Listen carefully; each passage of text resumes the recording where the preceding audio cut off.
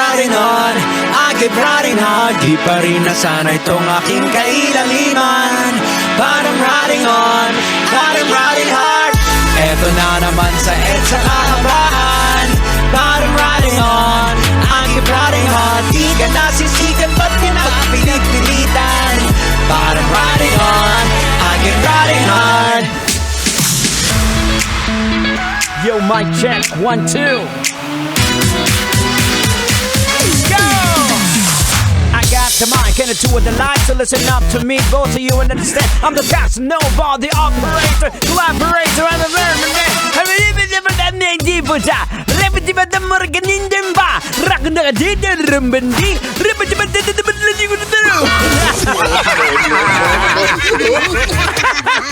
Oras natin sa buong Kapuluan. We got 29 minutes makalipas sa oras ng alas 8 ng gabi.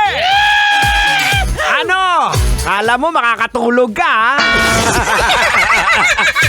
Basta nakatutok ka, boards, dito sa programang EDSA, hindi ka dadalawin ng antot.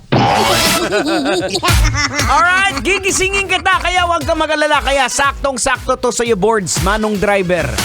Kung gusto mo, hindi ka antokin sa biyahe, mapa-grab ka man, mapa-taxi ka man, mapa-private man yung sasakyan mo, mapa-truck ka man, ano bang iyong minamaniho? Sobra-sobra na yan, insan. Lagyan natin na maraming sibuyas para hindi ka antukin, insan. Maraming salamat sa pagtutok po, mga kabisyo. Lahat po ng mga Grab drivers natin, mabuhay po kayong lahat. Taxi drivers, maraming salamat. Siyempre, marami din po tayong mga food delivery riders, mga courier riders na naka-headphones, naka-earphones lang, na nakatutok po dito sa programang EDSA. Wow! I love you all.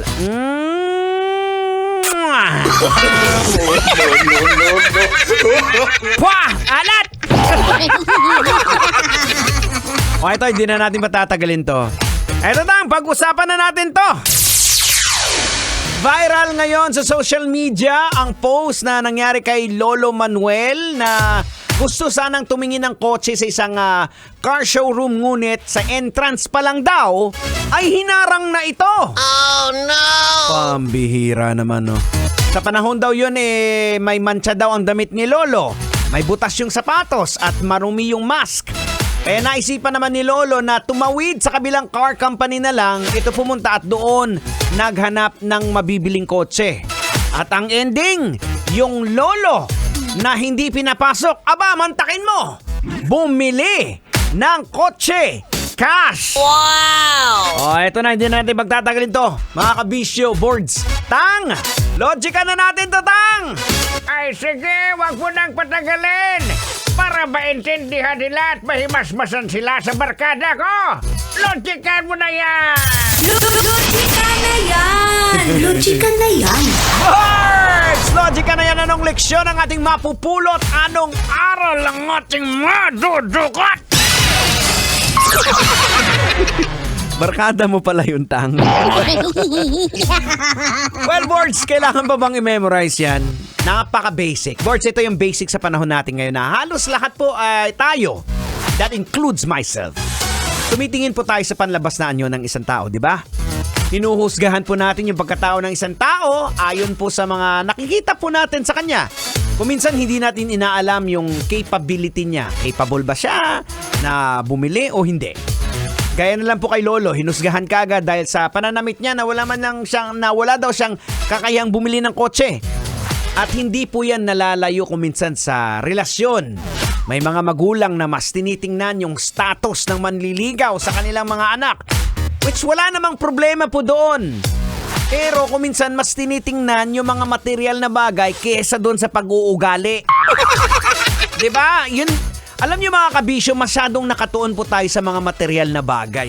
Yun po yung problema natin, di ba? Actually, si Jesus Christ po, sinabi niya yan di ba? Ang sabi ni Jesus Christ, for where your heart is, or your treasure is, there your heart will be also. Kung saan naroroon ang iyong kayamanan, naroroon din ang iyong puso. Di ba? So kung yung tinitreasure mo is yung mga material na bagay, definitely your heart will be there. 'Di ba? So, nakakalungkot lang mga kabisyo. Tandaan po natin na hindi naman po natin madadala yan sa kabaong eh. Yung mga kayamanan yan. Ang importante po, yung maiiwan natin sa ating mga anak, yung mga aral na mapabuti po ang buhay nila. Yun lang po. And I thank you! Alright, we got 34 minutes after 8 o'clock this. It's time for me to say goodbye. Gotta go. Thank you so much, folks.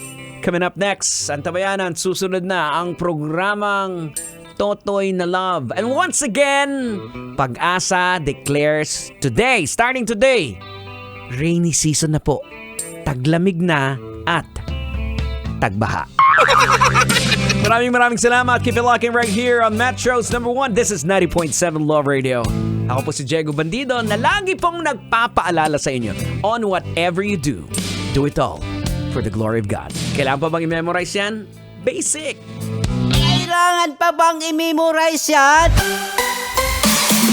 Love Radio. Basic!